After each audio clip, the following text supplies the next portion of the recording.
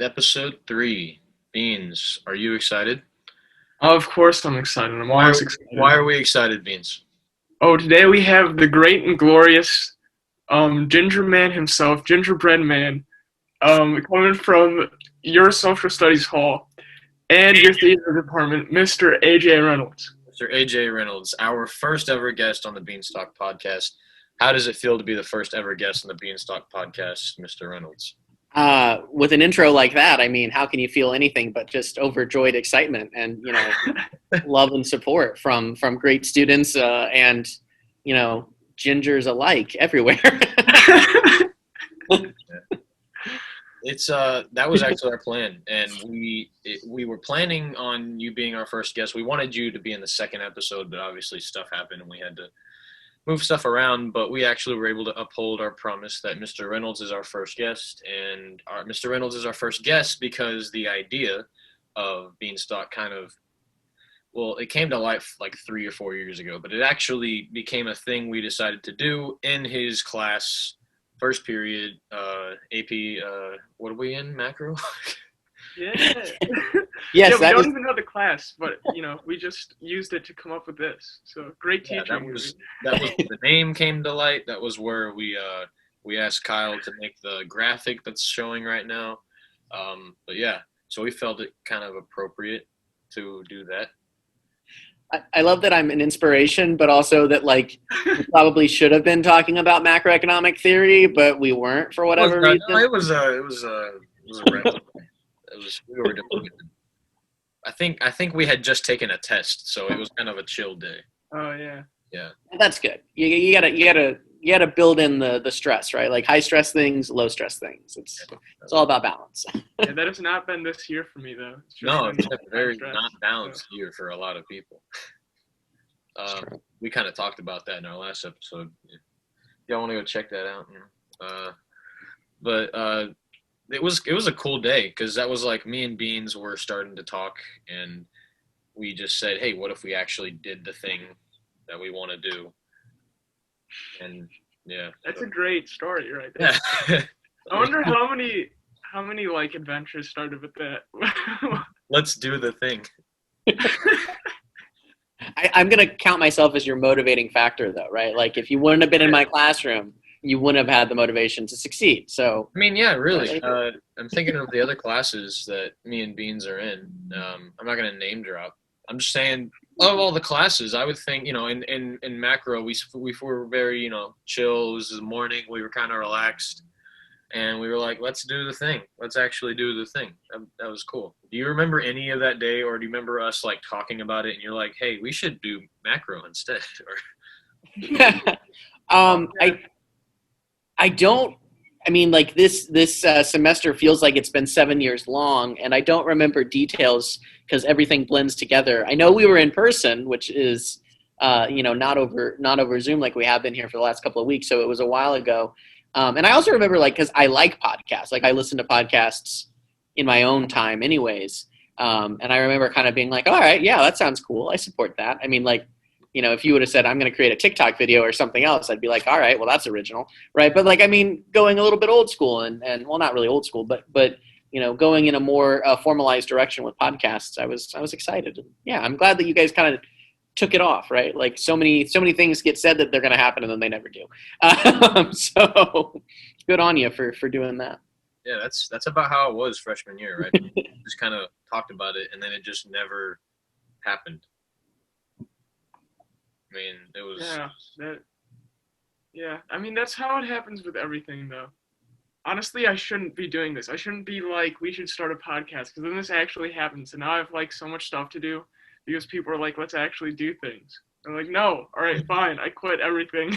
Beans, you're a great personality, but this isn't super busy for you. It also doesn't take me much time. I didn't. All right, that's fair. Maybe it's just that maybe we don't have a super high quality podcast, but I didn't realize how little time it takes to just put together an episode of our podcast. Right. It doesn't take as much time as I thought it would. It's about an hour to record, and then I edit it for like 30 minutes, and then I upload it. That takes like 10. So it's a lot easier than I thought it would be.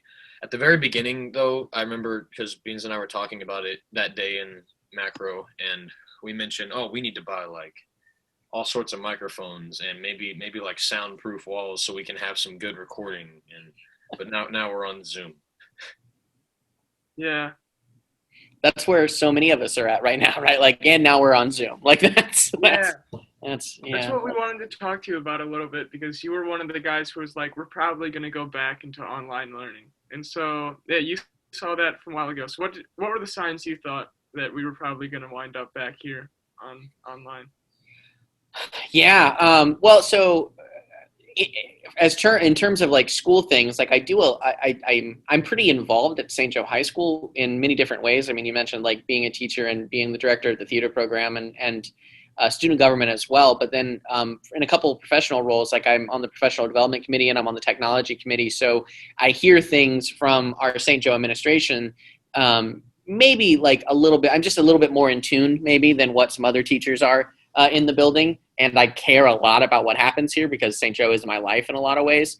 So I kind of heard the whisperings, so to speak, before they actually happened. And then the other thing is that, I mean, it's not new. Like, I think that most people would have been able to predict that we would go into the winter months and we would see a rise in the coronavirus. We would see a rise in other flu-like symptoms, which you can't tell if it's the flu or the coronavirus. So out of an abundance of caution, you have to be at home, or you have to, you have to flag yourself and be at home or be quarantined, potentially in the fullest sense of that. So I think that a lot of people probably anticipated that we were going to be going into another surge and going to be, teaching in the quarantine closet again, so to speak.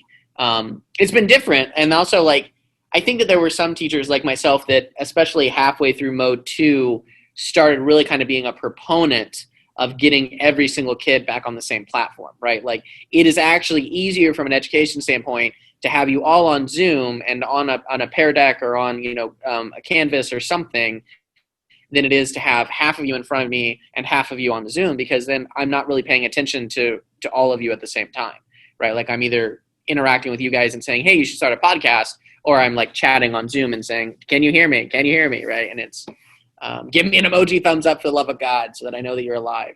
Like that's where we are. So yeah, I mean, I don't know if that really answers your question. I'm maybe bad at this, but I think that I had a lot of inside information and listening to the world around us, I had a really darn good feeling that we were going to be back in mode 3 for a good chunk of the first semester and maybe the start of second semester. Although we don't know that yet.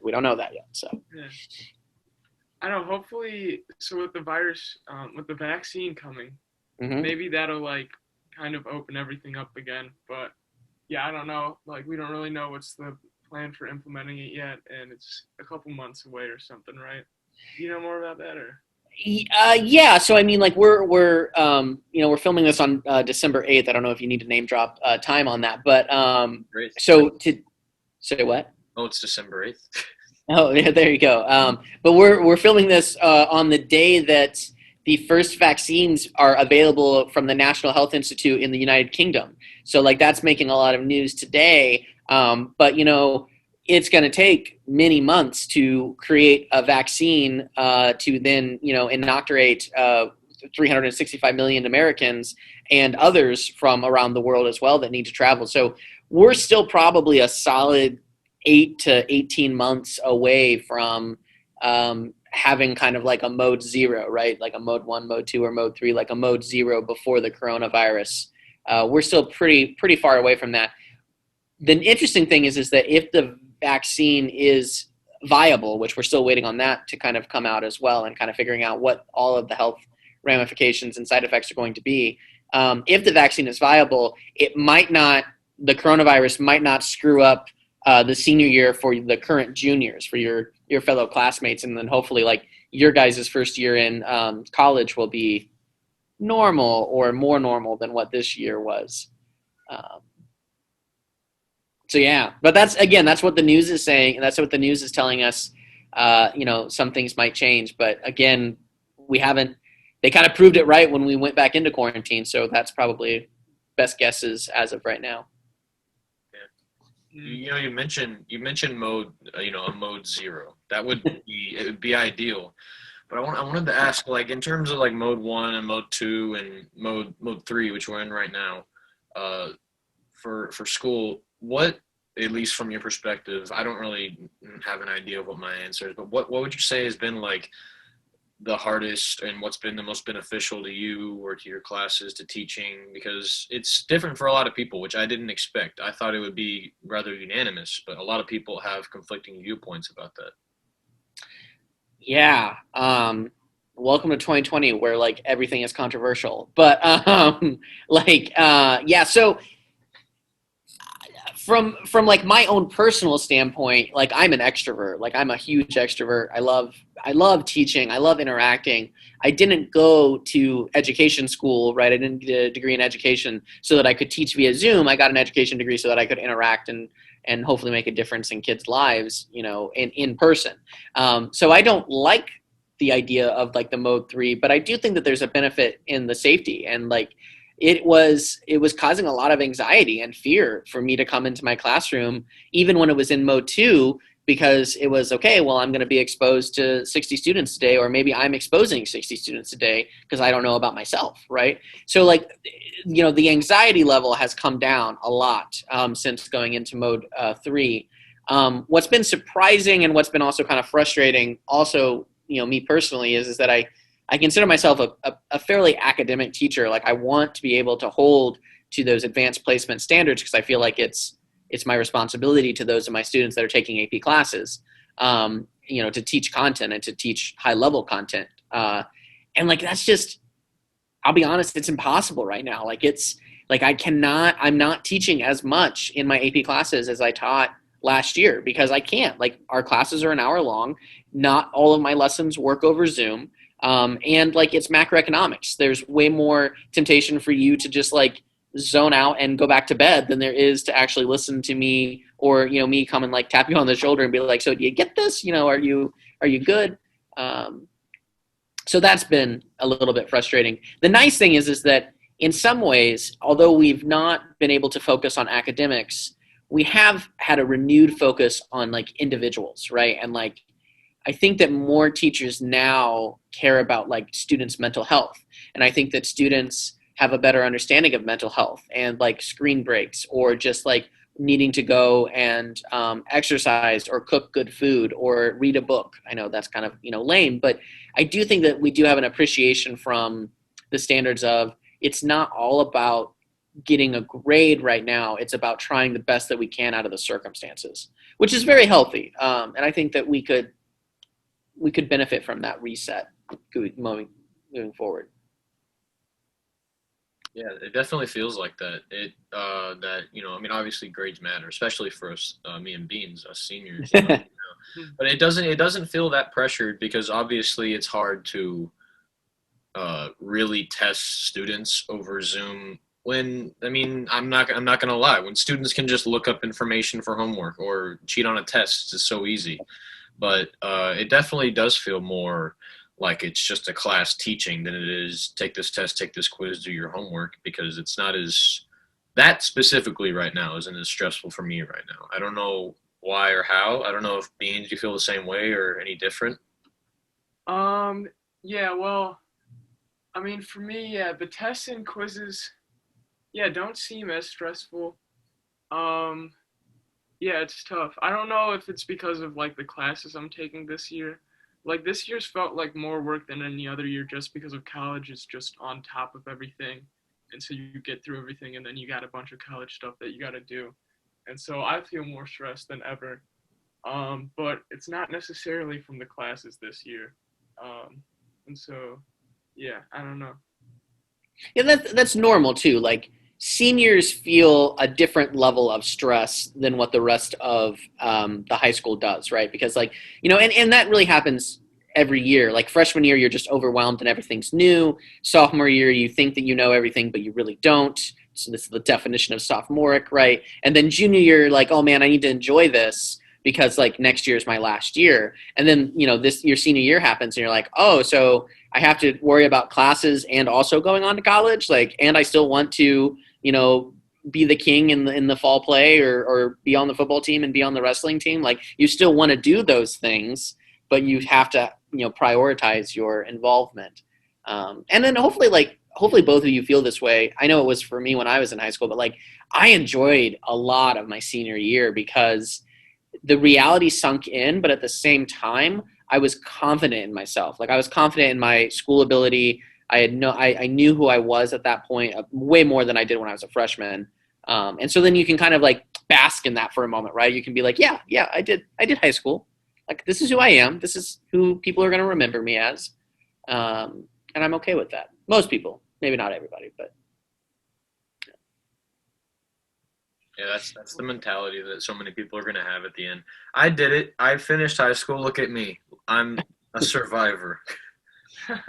That's what we're all living for this year. But yeah, that's You mentioned though, we have to do all sorts of stuff. It stinks because I have some classmates that have had to like stop extracurriculars just because this stuff is too much for them.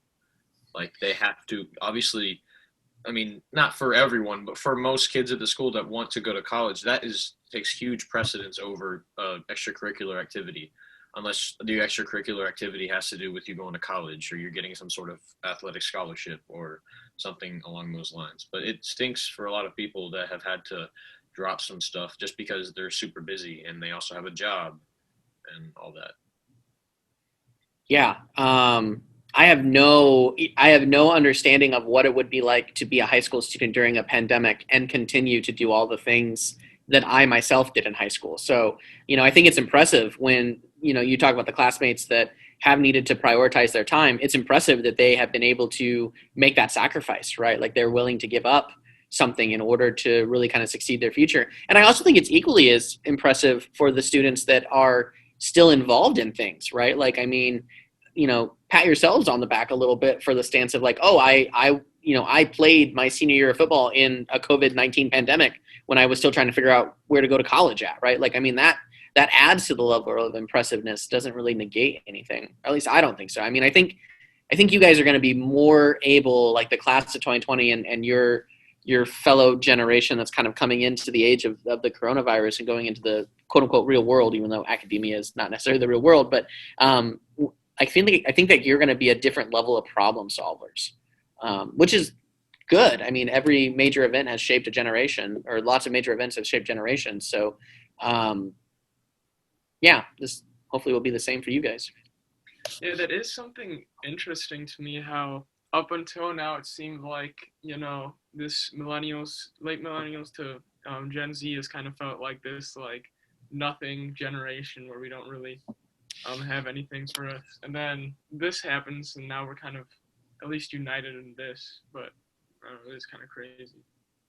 Yeah, I mean, the world continues to change, right? Like, I don't know if I've mentioned this in our class before, but one of the nicknames that's being floated around for the Gen Zers, basically anyone that was born after 2001, is, about 18 to 19 right now. So like, and below. So you guys would kind of classify in that generation. One of the nicknames that's being floated around is the Homeland generation, because you guys came of age during the rise of Homeland Security following the terrorist attacks on 9/11 and the war on terror. But what's interesting is that was a horrific moment, but it was a moment in history, right? And like, it definitely changed us as a country and as a world even. But like, we have lived through a pandemic for 9 months. And so like, it's just on a different scale. And I do think you're right. I think it will be the defining moment of this, Homeland generation or this Gen Z generation. So I would like it if we're called the Homeland generation, because nobody acknowledges this stuff as much as I think they should. I don't know. Like with the whole Edward Snowden thing, like people don't know who that is. Like, and this, like, it seems like something that should be a big deal. But. Right. Or even, something that's totally on the back burner now, but like the massive migrant crisis that we've had both in North America and in like Asia and Africa and Europe. Like, there's been so much conflict around the world that has shifted cultures and pushed them into other areas. Brexit, right? Like, I mean, there's so many things that can be attributed to this rise of like Homeland Security and what does that mean? And, what is my homeland, or who is my homeland? Is it part of one country or like a globalized community? Yeah. I mean, it's interesting. We'll have a lot to teach about in the future, so that's exciting. Homeland generation. That sounds kind of cool. I mean, yeah, that does. There's some cool names. I mean, I guess cool names. I guess having a name for your generation is cool anyway. Like, what is it? Generation X is just Gen X. Unless is there another name for them? No, they're Gen Xers. Gen Xers, yeah, and then Generation Y became like my generation, the millennial generation. Which, yeah, that was neat and everything, but like our defining moment was the 2000 millennium. Like, you know what I mean? Like, it's maybe not as cool as Homeland, although obviously it took. Gen Z is definitely going to have a bunch to classify for, to like talk about. I mean, this is a lot. This whole year is a lot to talk about, and this generation is much more than just a year. So it's going to be cool in the future that we get to talk about all this, both cool and I guess weird and kind of, yeah. I mean, it's cool to have stuff to talk about, but stuff like this year is not cool to talk about. It's just something. Yeah, not necessarily just being an observer of history, but like being a part of history, right? Like that's always something that speaks to a broader message of all of the humanities, all of the social studies classes. Yeah. Yeah, it feels weird that we're gonna have a new generation now, soon. How long until we have a new generation? Like a couple years or something. It's usually over 20-ish. Yeah, about every 2 decades is a generation, roughly. And I mean, like, there's a little bit of flexibility because of major events. So, COVID-19 might be the defining moment that then transitions generations, right? So, like, maybe if we get to worldwide vaccination by like 2022, maybe that's what kicks off the new millennium, or the new generation rather, not new millennium. Although it feels like it will be a millennium away from now. So I got something here that says they're thinking of calling it possibly Gen C for COVID. But I mean, I hope not. I don't like that. But could you say that? Because we're not even in the new generation yet. So no one still. Is it Greek alphabet or something? What happens? Yeah. Right. So generations are based off of when you're born, right? So like I'm a millennial, even though I was born in '93. Like you're part of the Gen Z, the homeland generation, because you were born in like the early 2000s, right?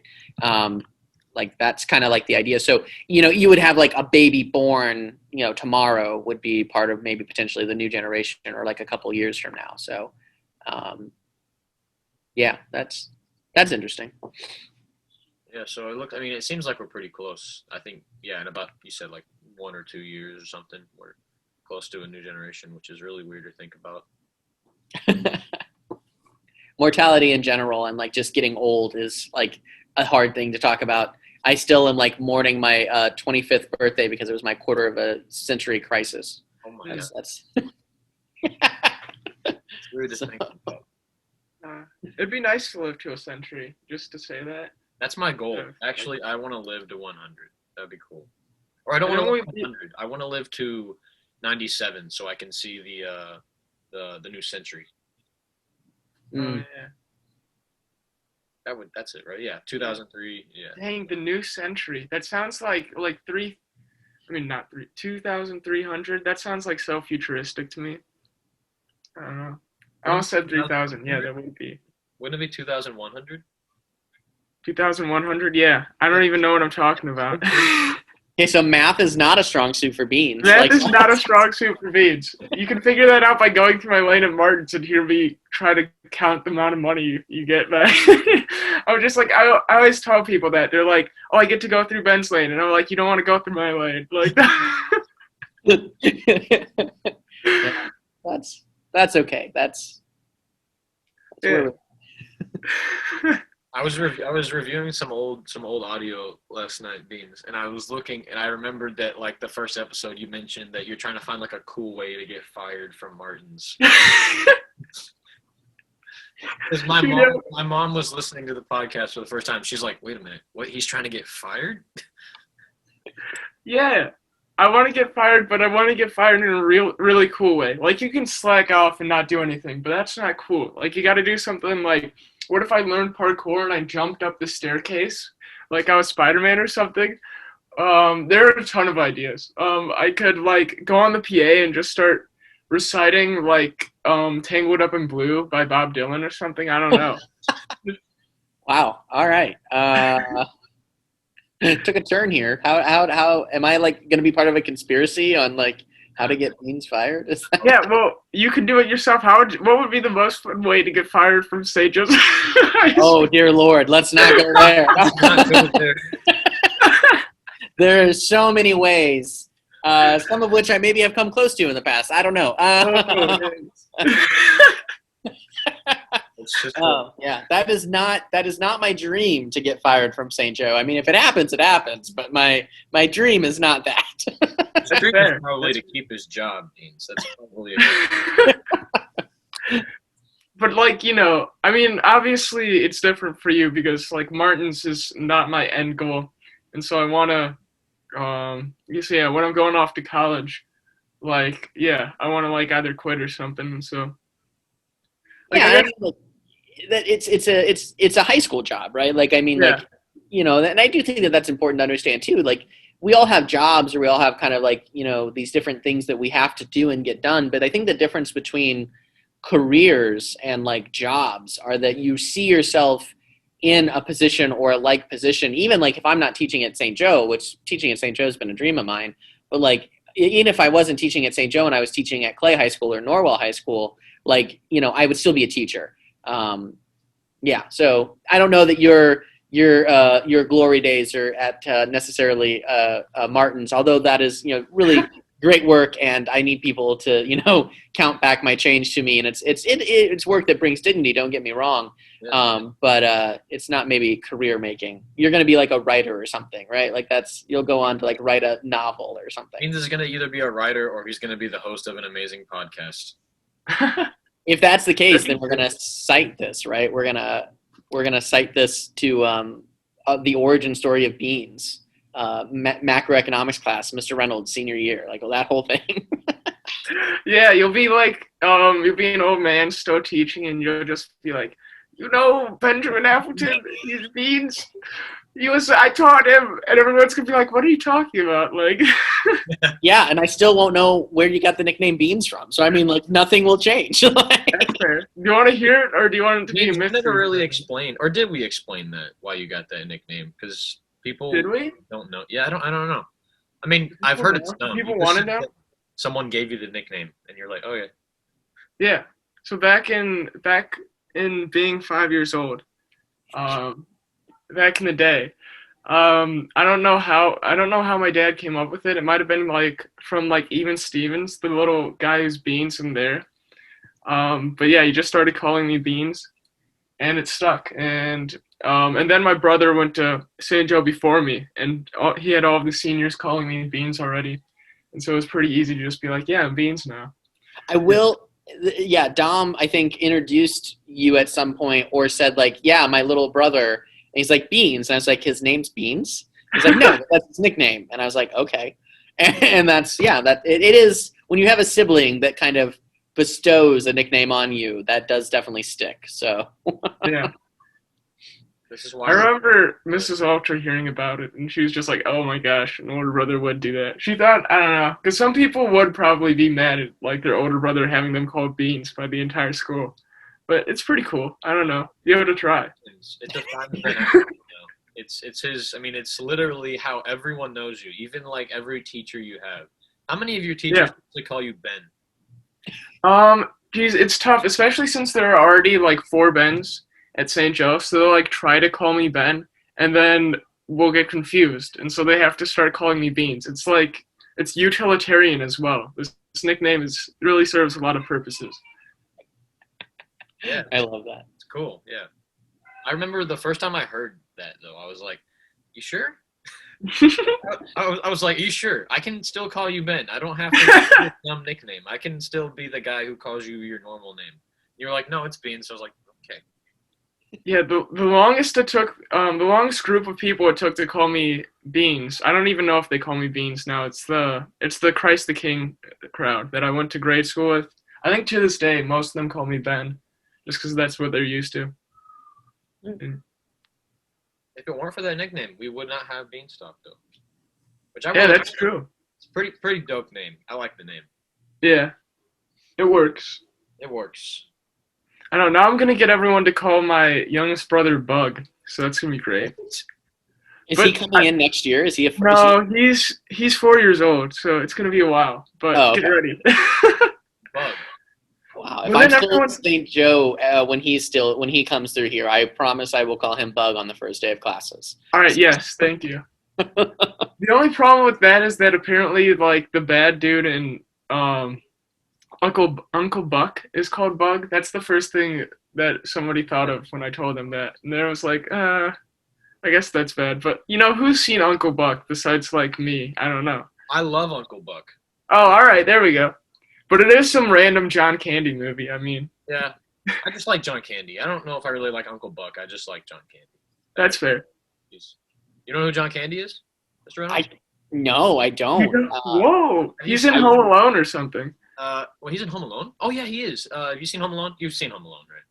I have. I am not as culturally adverse to like pop culture references as everyone else is. Like this sounds bad, but like I didn't know who Larry Bird was for like the longest time. Whoa. And like I'm a Hoosier. So like I'm like a proud Hoosier and I didn't know. Like I had heard his name, but I'd never made the connections. So yeah.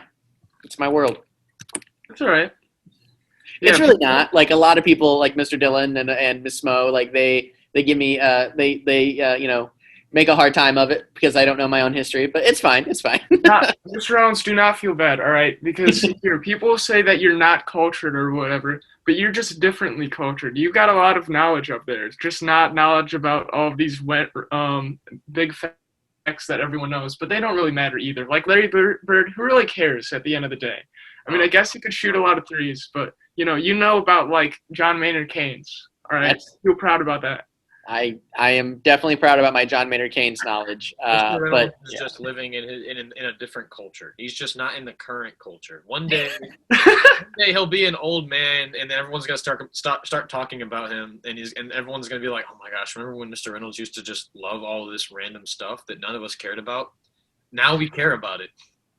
Yep, that's the moment that I'm living for right there. Like I've been accused of being an old soul my entire life, so that fits the description.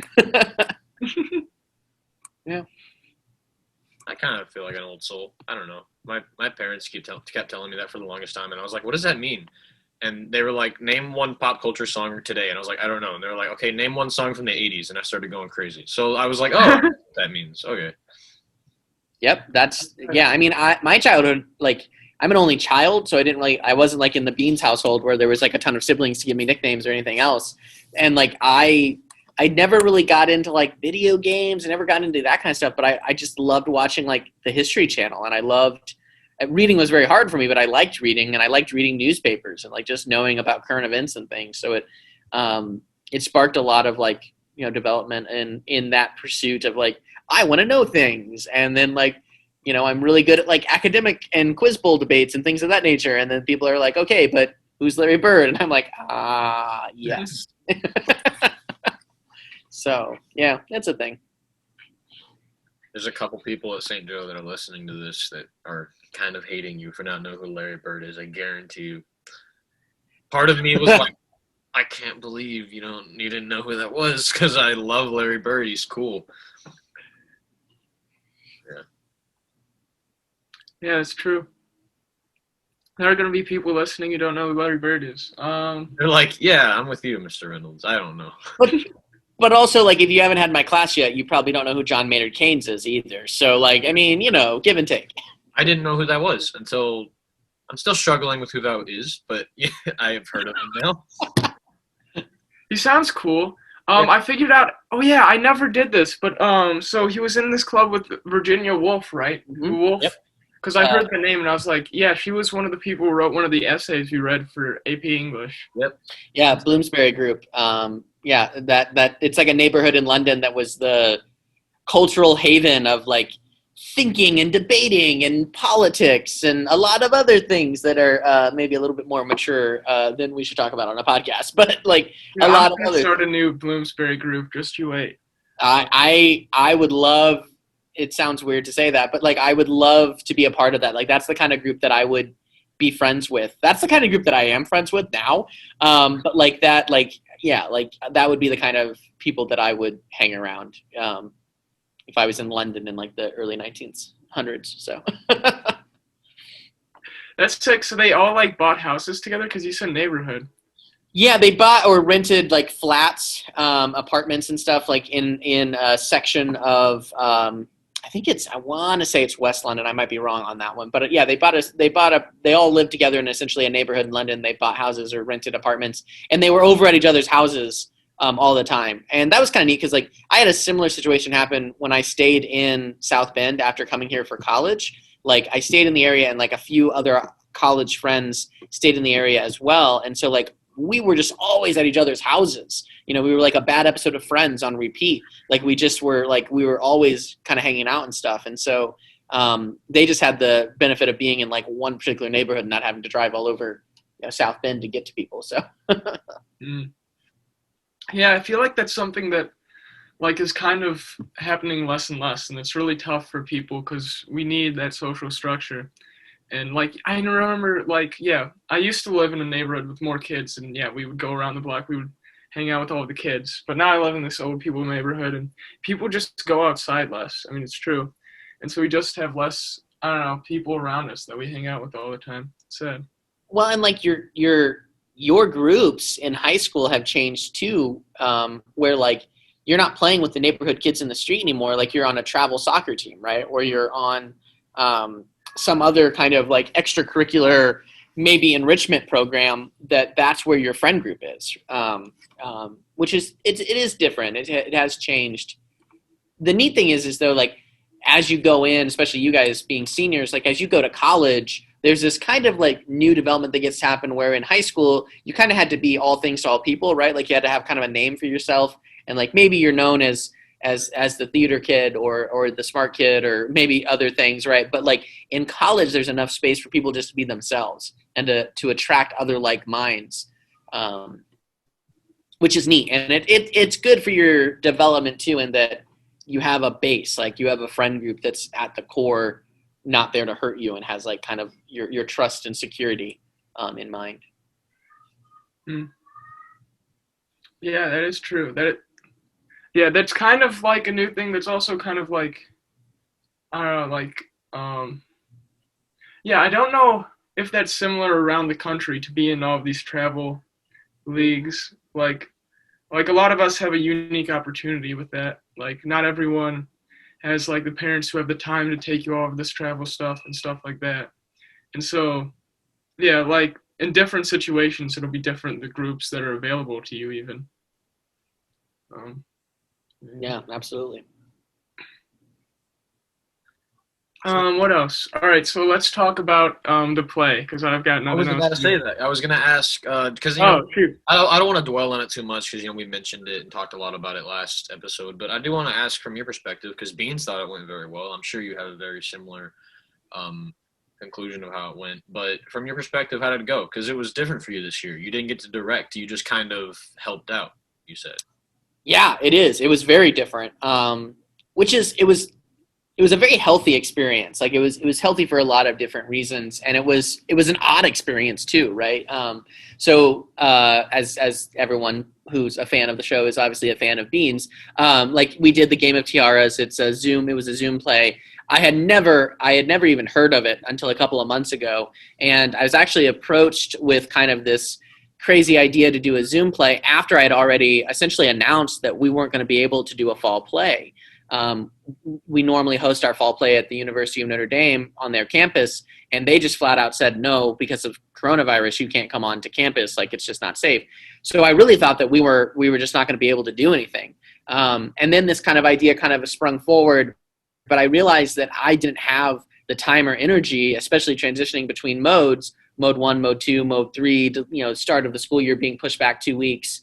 Theater is all encompassing in a lot of ways. Like, it takes over your life if you let it. And sometimes it's kind of a requirement for it to take over your life so that you can be good at it, especially for, short periods of time that are very intense. And all that's like a positive, but I wasn't going to be able to give enough time to you guys as students and then also to my students that would then be in the play. And so I was really struggling with that because I was like, I want to do something. I can't do this, but then I don't have time for it. And then enters Miss Beeson, who is a technical director. Like, she's been on staff here at St. Joe High School for the last 2 years. I hired her, brought her in, 2 years ago for our first production is with me as the main director. And she's been out of work because of the coronavirus. She's a professional actress and they're not open right now. So she was like, okay, well, hear me out. What if I became the director of it? And I think a lot of people would think that it would really upset the apple cart, right? Like, there would be like, oh, this new director is coming in and like Mr. Reynolds is getting his toes stepped on. And like, you don't just replace like the head football coach overnight with somebody else. Like, that's not a thing. They're not going to have a good working relationship. But the neat thing is that I know Sarah personally from college, and that I was never fearful of any kind of ego. Like, it was going to be an opportunity to showcase the talent of our students.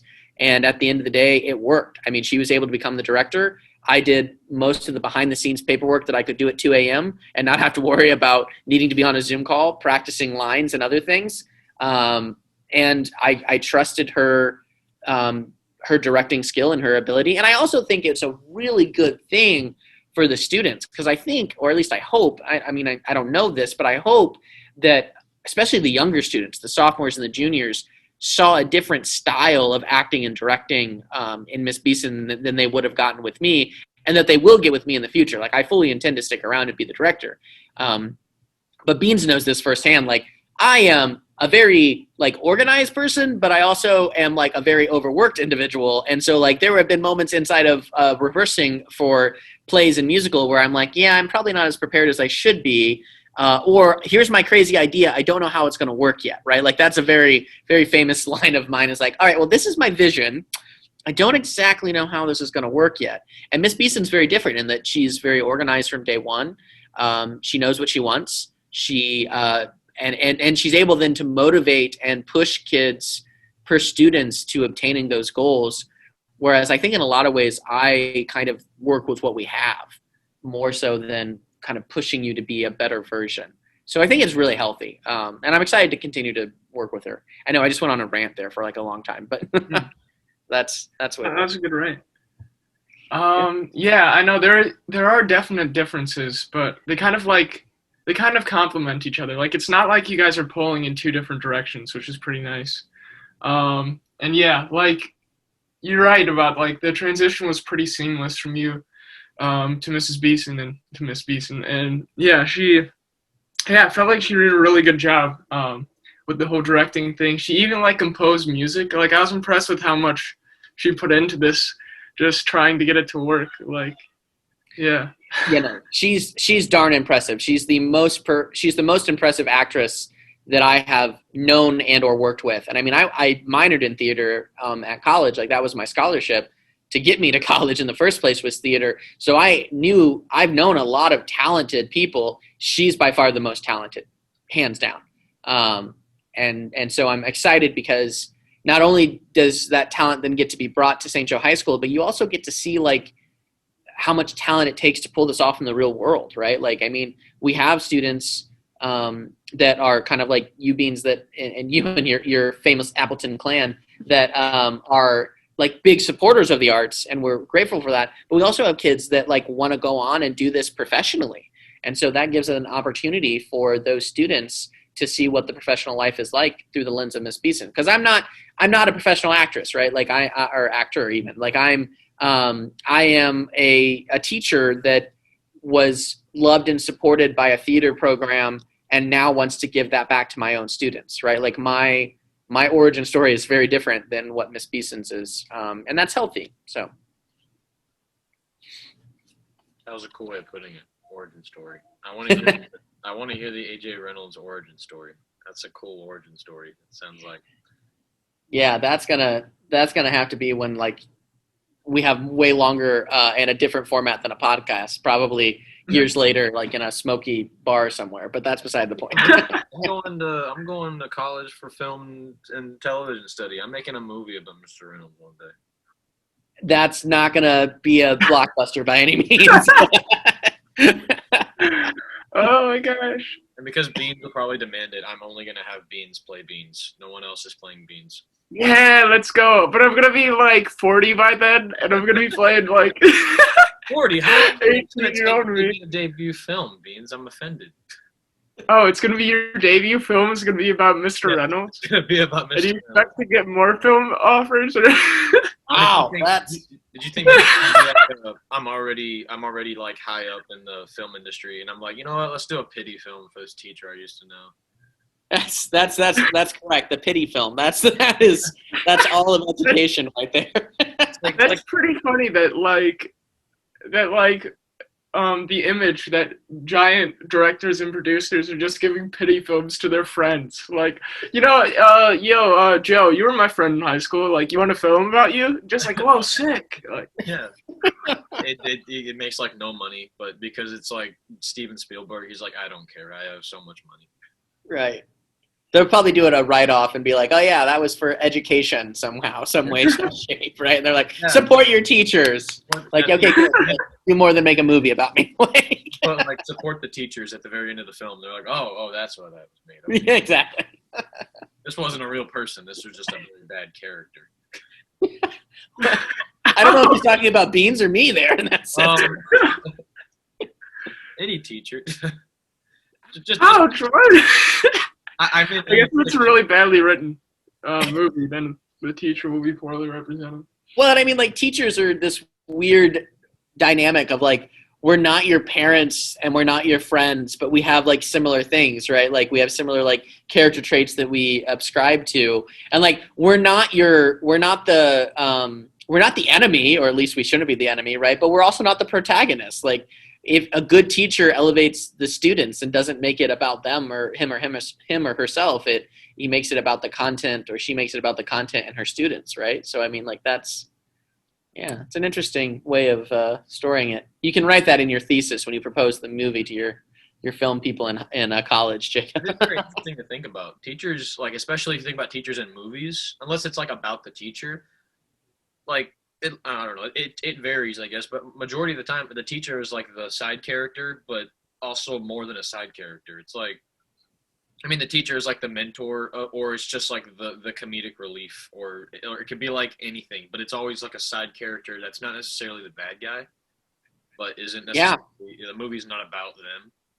So, well, I mean, but that's like, everyone has a teacher in their life, right? Like, I had teachers, you have teachers, I am your teacher, which is weird. Like, it's a weird way to look at that. But, like, every famous person out there, or every rich person, every poor person, they've all had educators that at some point probably impacted their life just from the standpoint of time alone, right? Like, we spend a lot of time in a classroom setting. We spend a lot of time in some kind of formal academic pursuit.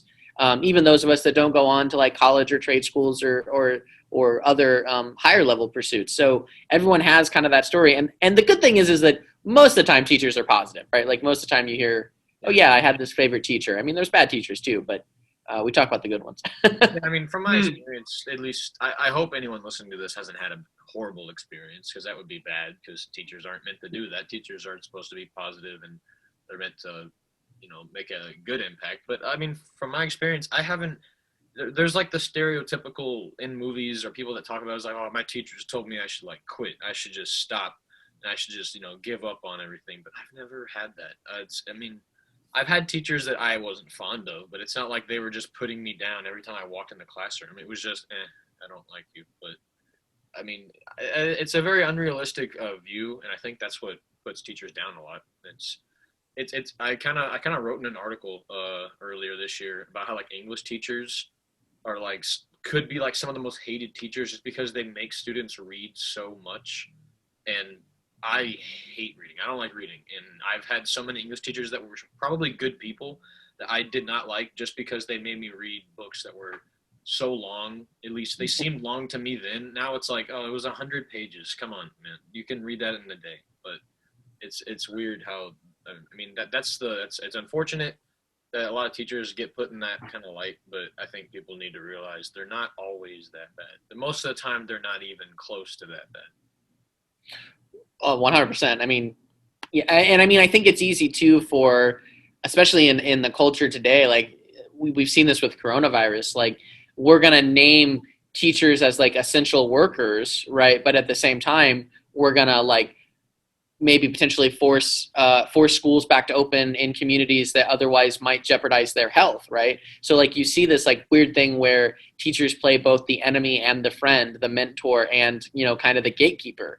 And I think that you have to take it a step beyond that even and say like, why are the teachers doing this, right? Like your English teachers are pushing you to read so that you develop that, you know, level of understanding of the content, right? Like I try to push you into thinking about new and exciting things inside of especially economics, primarily because no one has ever really, or at least in kind of our worldview of a high school class, no one has ever taught you economics before, right? Like no one has ever taken the time to say, here's John Maynard Keynes and his theory of demand side economics, compare and contrast that with Milton Friedman, right?